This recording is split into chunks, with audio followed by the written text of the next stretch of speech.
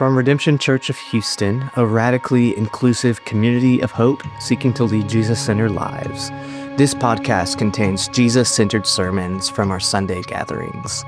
Hello, I'm Colin, and I serve with our ministry team. The following sermon continues our observance of Lent, which is a season of reorientation. It invites us to see truthfully, and the following sermon centers around this invitation. Before the sermon's reading, let's first take this moment to allow ourselves to arrive in these moments that we have carved out.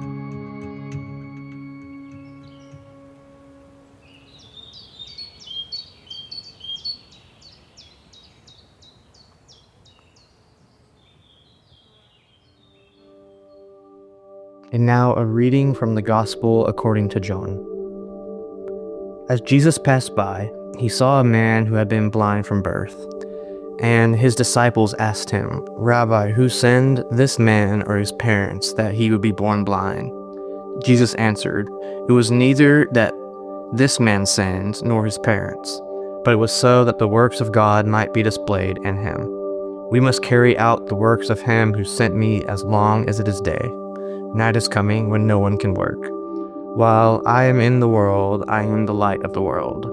When he had said this, he spit on the ground and made mud from the saliva and applied the mud to his eyes and said to him, "Go wash in the pool of Siloam," which is translated sent. So he left and washed and came back seeing. So the neighbors and those who previously saw him as a beggar were saying, "Is this not the one who used to sit and beg?" Others were saying, "This is he."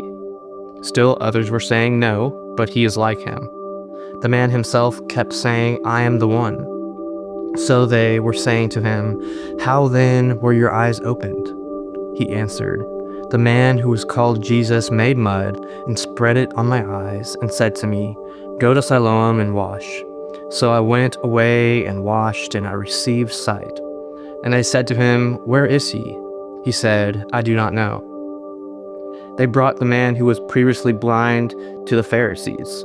Now it was a Sabbath on the day that Jesus made mud and opened his eyes. Then the Pharisees also were asking him again how he received his sight. And he said to them, "He applied mud to my eyes, and I washed, and I see." Therefore some of the Pharisees were saying, "This man is not from God, because he does not keep the Sabbath."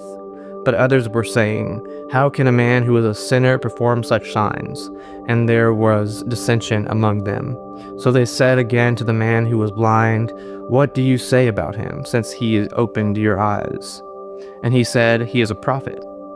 The Jews then did not believe it about him that he had been blind and had received sight, until they called the parents of the very one who had received his sight. So for a second time they summoned the man who had been blind and said to him, "Give glory to God, we know that this man is a sinner." He then answered, "Whether he is a sinner, I do not know. One thing I do know, that though I was blind, now I see." So they said to him, "What did he do to you? How did he open your eyes?" He answered them, "I told you already, and you did not listen. Why do you want to hear it again? You do not want to become his disciples too, do you?" They spoke abusively towards him and said, "You are his disciple, but we are disciples of Moses. We know that God has spoken to Moses, but as for this man, we do not know where he is from." The man answered and said to them, "Well, here's the amazing thing, that you do not know where he is from, and yet he opened my eyes. We know that God does not listen to sinners, but if someone is God-fearing and does his will, he listens to him. Since the beginning of time, it has never been heard that anyone opened the eyes of a person born blind. If this man were not from God, he could do nothing." They answered him, "You were born entirely in sins, and yet you are teaching us?" So they put him out. Jesus heard that they had put him out, and upon finding him, he said, "Do you believe in the Son of Man?" He answered by saying, "And who is he, sir, that I may believe in him?" Jesus said to him, "You have both seen him, and he is the one who is talking with you." And he said, "I believe, Lord." And he worshipped him. And Jesus said, "For judgment I came into this world, so that those who do not see may see, and those who see may become blind." Those who were with him from the Pharisees heard these things and said to him, "We are not blind too, are we?" And Jesus said to them, "If you were blind, you would have no sin. But now that you maintain, we see, your sin remains." We've been talking about Lent as a season that invites us to see. Specifically, as a season that invites us to see truthfully. And this is not always as easy as it seems. Flannery O'Connor, the acclaimed Southern fiction writer and devout Catholic, is renowned for her iconic characters that you don't particularly like. They're the sorts of characters that you love to hate, but you find them to be remarkably memorable. And through these characters, she reminds us that the human capacity for self-deception is boundless. We've all come to realize in the last several years that the human capacity to collectively buy into a story about the world and about ourselves in spite of what seem like blatant facts in front of us is like actually a thing.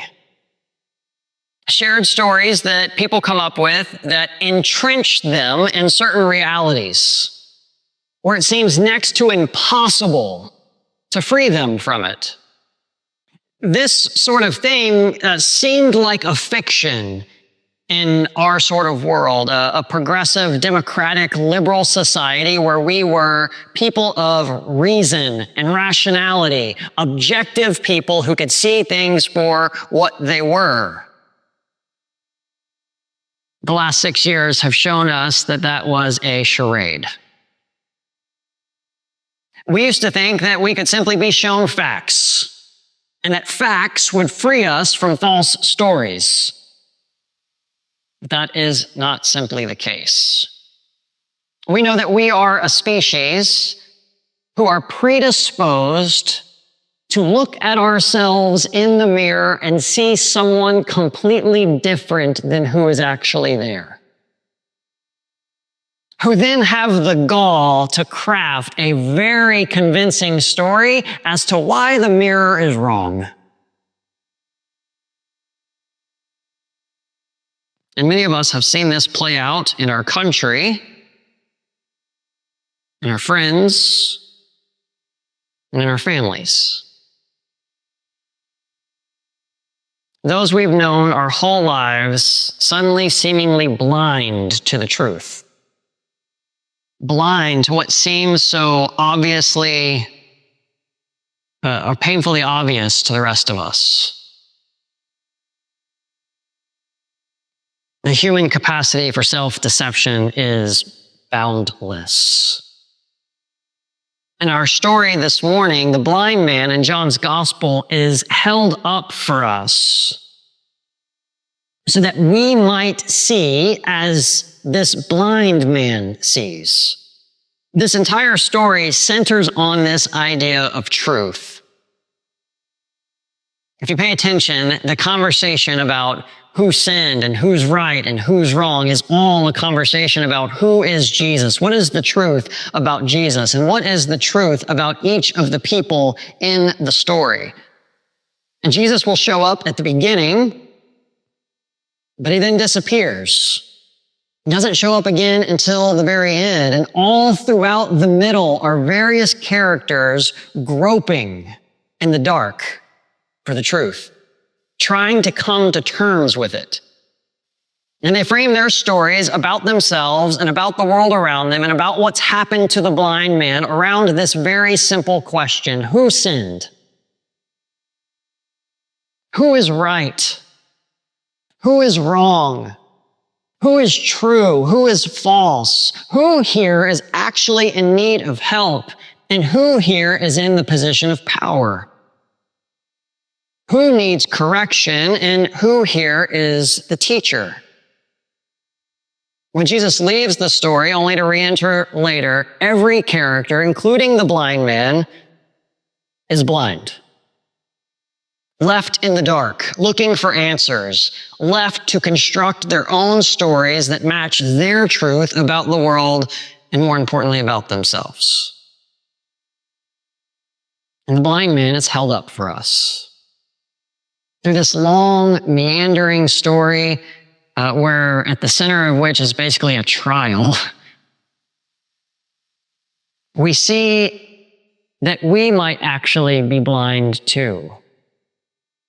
Notice what Jesus says in chapter 9, verse 3. He says that the man is blind so that the works of God might be displayed in him. Now, I realize this makes us very uncomfortable, and we have a lot of questions for Jesus. But that's kind of the point. We who put ourselves over Jesus say, whoa, Jesus, you can't do that. You can't say things like that. There's an instance here in the English that obscures some of the brilliance of John's theological storytelling that I want to take a minute to point out. I've done this the last few weeks, and I keep telling you all this will be the last time we're going to talk about Greek, and you're like, no, we love the Greek, we do. So there'll be a quiz. What was last week's Greek word? Okay? Just kidding. The word that John uses here is phanerao. So what I promise I will never do is do any of this sort of magic Greek stuff when it doesn't matter. But this actually really matters. And I was like, should I do this? Like, no, I really need to do this because this is pretty cool. So the word is translated in the text that we have today as displayed. So this is this word that the works of God might be displayed in him. Some translations translate this word as revealed, that the works of God might be revealed in him. But it's a word that means causing something to be seen that was previously hidden. And it is a word that in its root, it uses the word light. So in other words, the picture that the word is painting is that light shines on an object that would have otherwise been in darkness in order to reveal the thing that was hidden in the darkness. The word that we have for this in the English language is exposure. Causing something to be seen that was previously hidden. Exposed. Perhaps a more accurate way of getting at what John's play on words is doing here is to say that this man was born blind so that God's works might be brought to light through him. We hear this and we assume that the work that God is doing here is healing the man's physical sight. And we miss the point.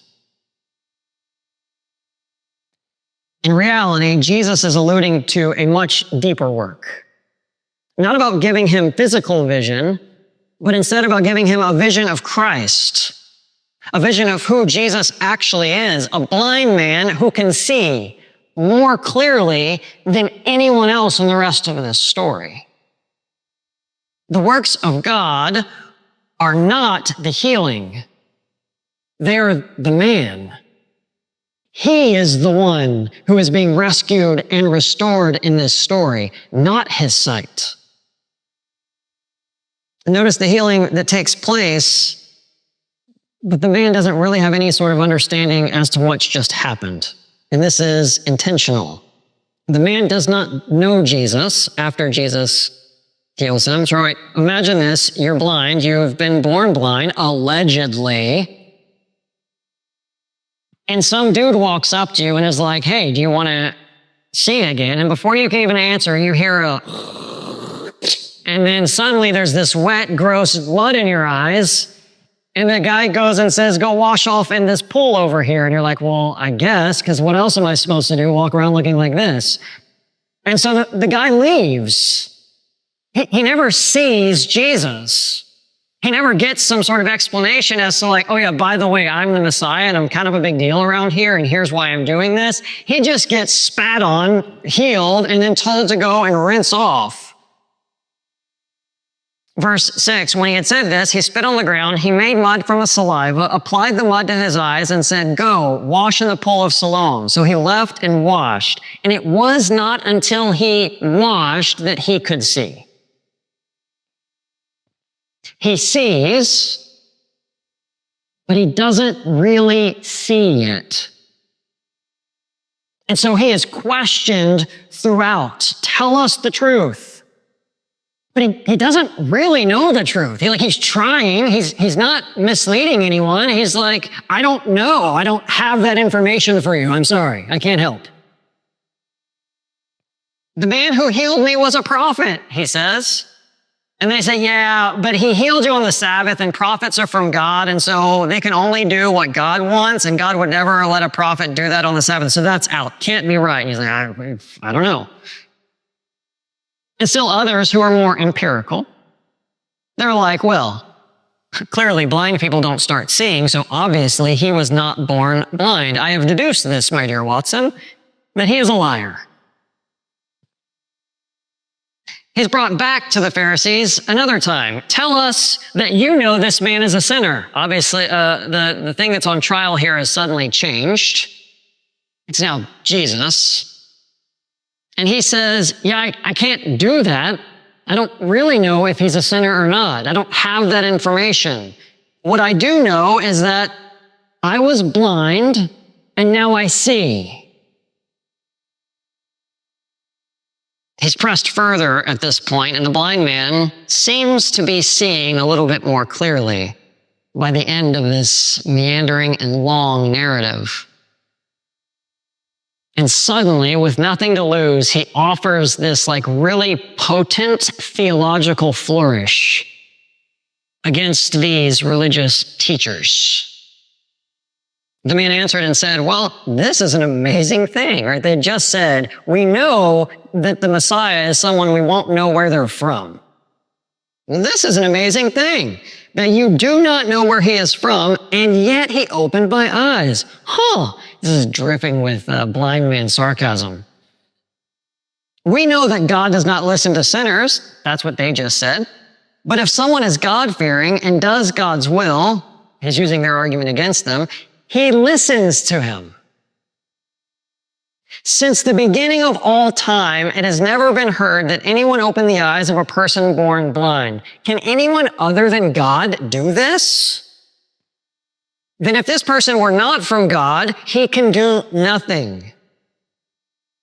And they answered and said, shut up, you're an idiot, get out.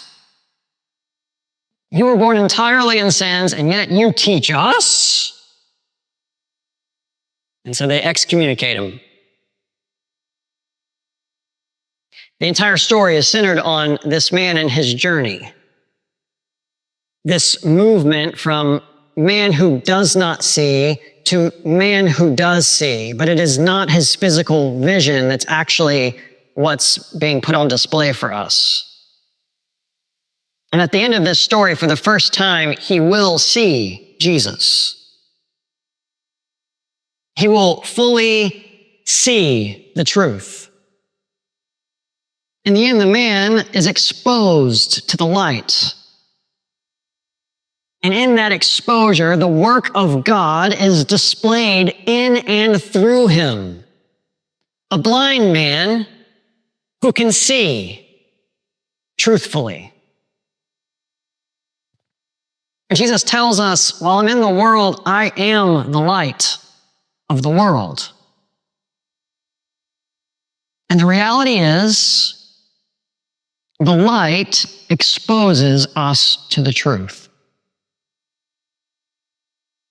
But the truth is not always easy to reckon with. The promise is not, I will show you what you wish you could see, or what you want to see. The promise is, I will show you what's what. The light exposes, and it shows us things for what they are. Did you hear Jesus at the end of this? It's for judgment that I've come into this world. Right? That sounds like a Westboro Baptist quote that we would put on a placard. It's for judgment that Jesus has come into the world. We don't knit that into our pillows that we throw on our couches, right?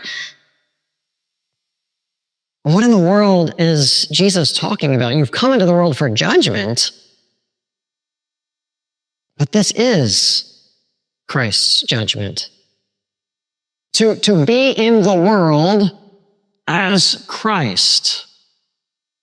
Like showing up is the judgment. Because when Jesus shows up, it reveals to us exactly who we are. Barbara Brown Taylor, who is a former priest and preacher, said it this way: "And Jesus stood at the center stage like a mirror in which all those around him saw themselves clearly for who they were." One way we Christians have avoided seeing our own reflections in the mirror is to pretend that this is a story about them. As long as they remain the villains, then we are off the hook. Or so we think. She goes on to share her experience at a retreat where participants were asked to think of something, think of someone who best represented Christ to them. Right? If someone were to ask you this question, think of the person who has best represented Christ to you. You might think of a friend who came to visit you in a down time, or you might think of your pastor who, gosh, y'all laugh too hard at those jokes. A little too hard at those. But one woman stood up and said this. I had to think hard about that one, and I kept thinking, who is it that told me the truth about myself so clearly that I wanted to kill them for it?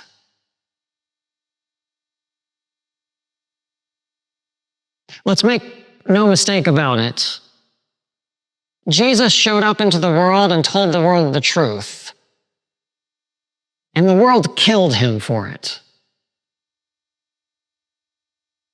Lent is the season where we grapple with this, where we grapple with the God who actually is, rather than the false gods, the false selves, the false stories that we have convinced ourselves are true.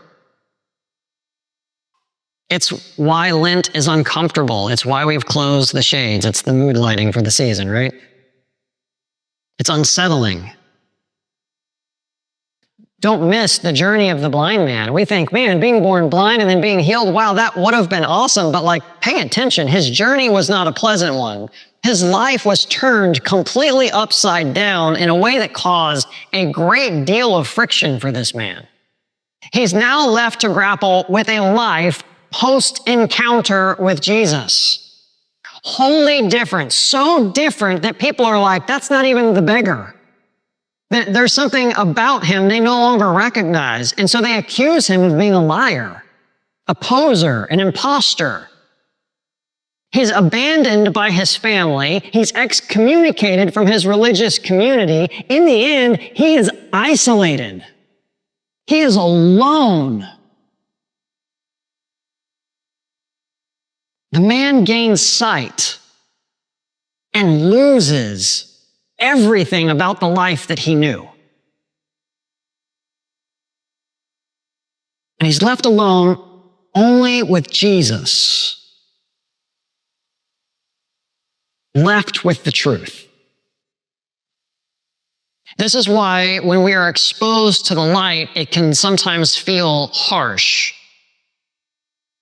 Like a mirror, Jesus stands among us, the light of the world, and we see him, but we also see ourselves. We don't see them, we see us. With just us in the room, we look pretty normal. None of us particularly better or worse than the others, just humans being humans together. But then he walks in. The Nazarene. The irritating Galilean. A smug grin on his face. And everything changes. Suddenly, I'm in the light. I'm exposed. Things begin to appear that I would much rather have kept in the dark. My impatience is exposed to his long suffering. My fear is exposed to his relentless faithfulness. My self-centeredness is exposed to his self-giving love. My blaming and finger-pointing exposed to his peacemaking. My grasp for control exposed to his quiet trust in God. I am seen in ways that I don't really care to be seen. I'm known in ways that I don't know that I really want to be known. The careful image that I have curated for myself, the whole thing begins to crumble. The false self, the curated life, the stories that I have convinced myself and others that are true about me. All of it.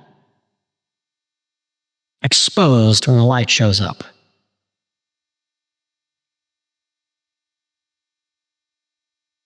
We long for the light of the world. We really do.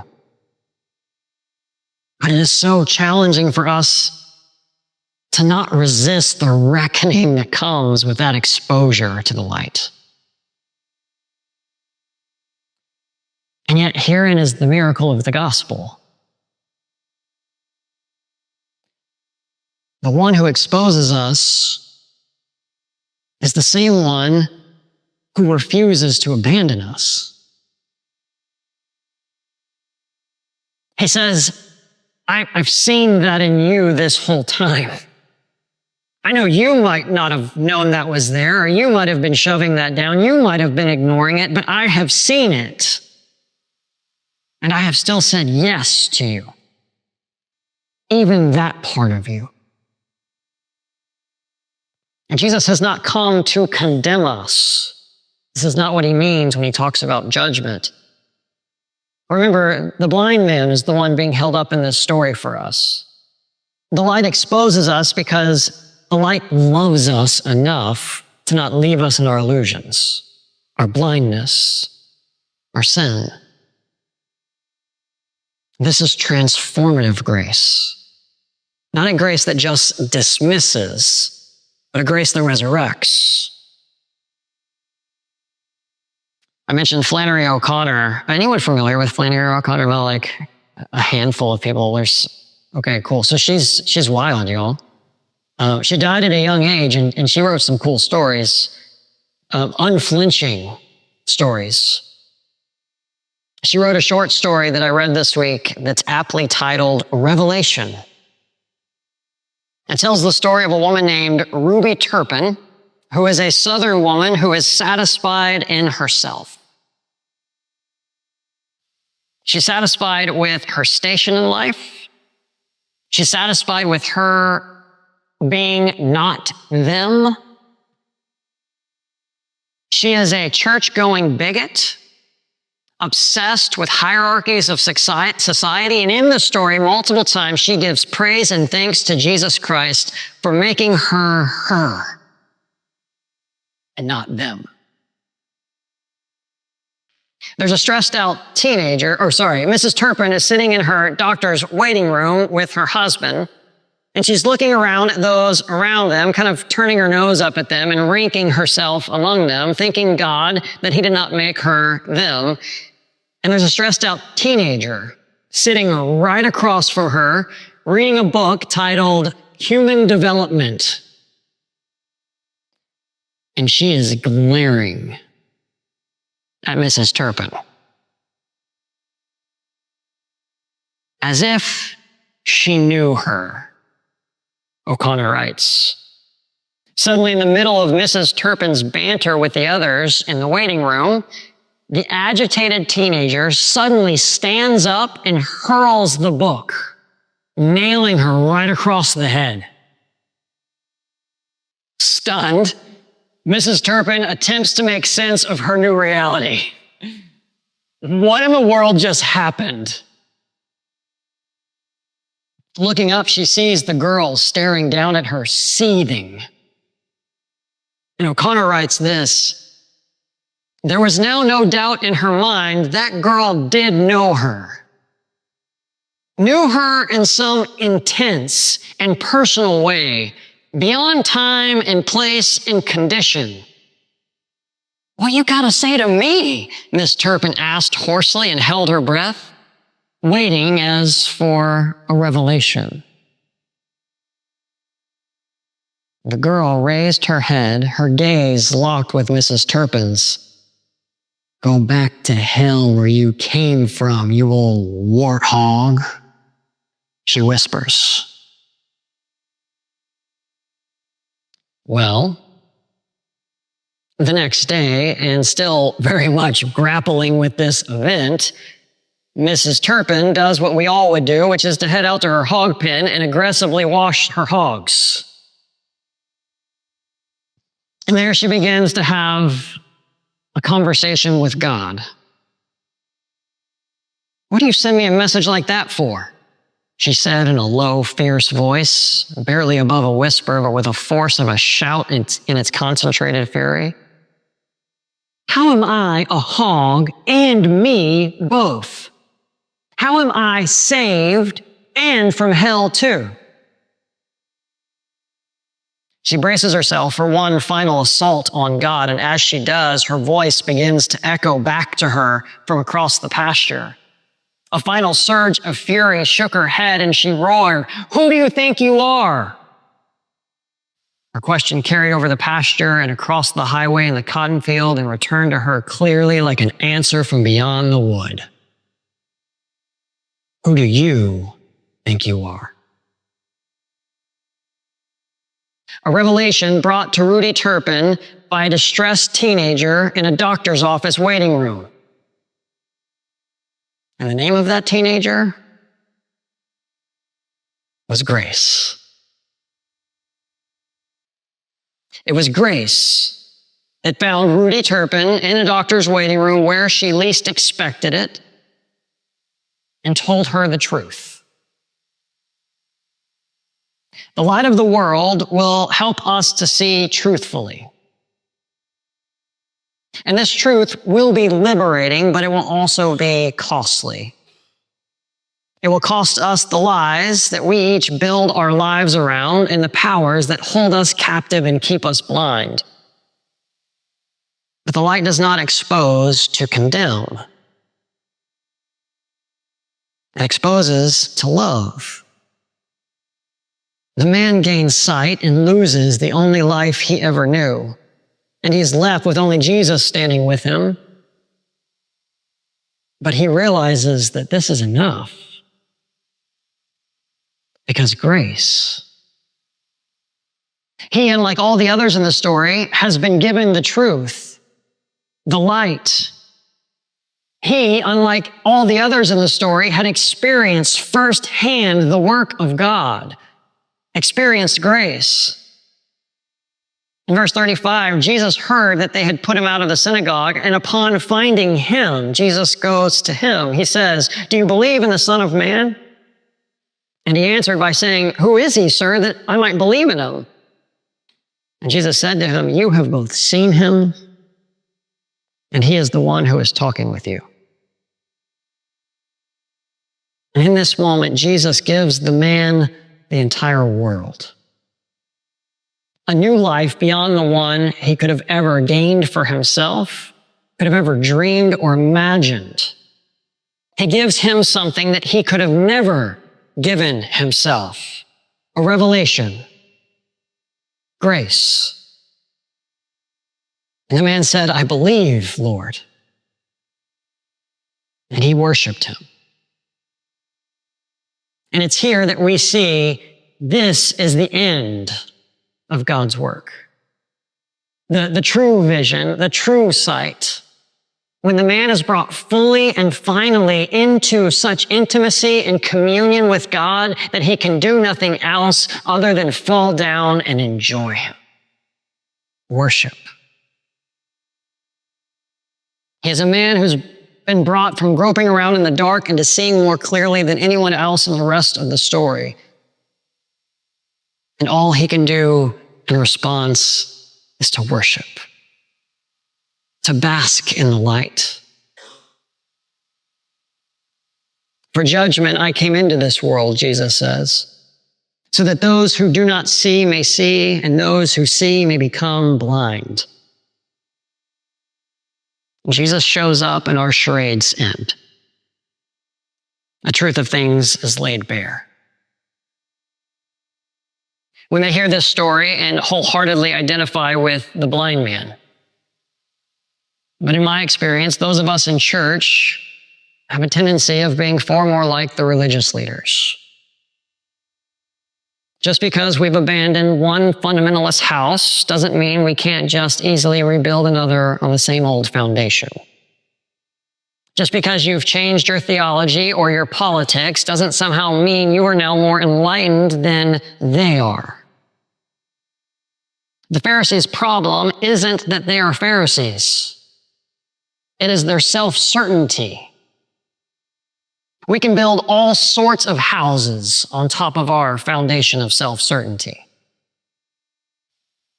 Our danger is not religious certainty, but any sort of self-certainty. Because this is what closes us off from the work of God. The need for divine intervention, the need for grace. And Jesus says, be careful, you who claim to see so clearly. And suddenly, we realize that we've been caught out. We who are so sure that we're the ones seeing clearly, so sure that we possess something that they do not, an insight, a progressive knowledge, a social sensibility. We can't see that we are just as blind as they are. Just as much in need of revelation from outside of ourselves, just as much in need of grace.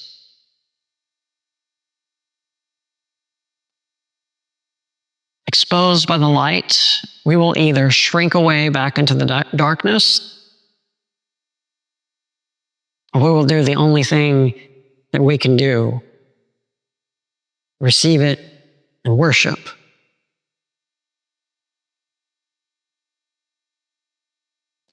The light came into the world and showed the world who it was. The mirror was held up, and the world shattered it. But the light came to the world because it loved the world. It did not show the world itself to destroy the world, but to save it. In just a moment, we're going to find that Jesus is standing here among us, most tangibly and viscerally in bread and in wine.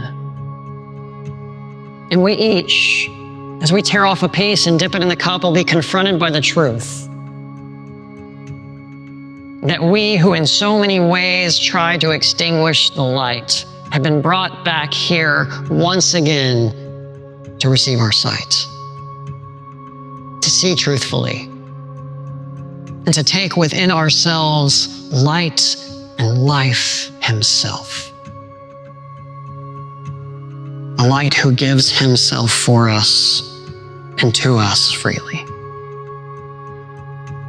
And may we be a people who eat and see.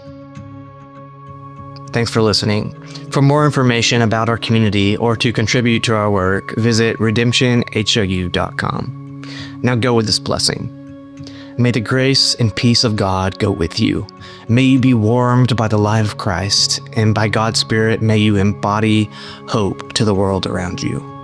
Glory be to the Father, and to the Son, and to the Holy Spirit, as it was in the beginning, is now, and ever shall be, world without end. Amen.